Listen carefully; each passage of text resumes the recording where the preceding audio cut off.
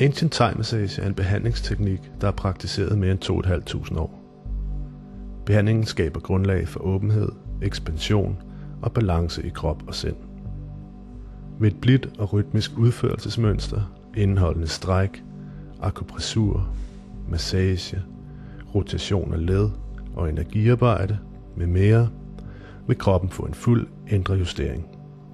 Herved opnås en kombination af velvære gennem lethed og styrke.